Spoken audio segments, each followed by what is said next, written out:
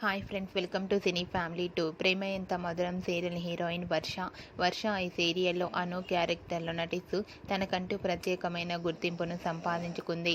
వర్ష అనడం కంటే అను అనగానే ప్రేక్షకులు ఇట్టే గుర్తుపట్టేస్తారు. వర్ష ఈ సీరియల్లోనే కాకుండా జీ తెలుగు ఛానల్లో ప్రసారమయ్యే ప్రతి ఈవెంట్లో పాల్గొంటూ సందడి చేస్తూ ఉంటుంది.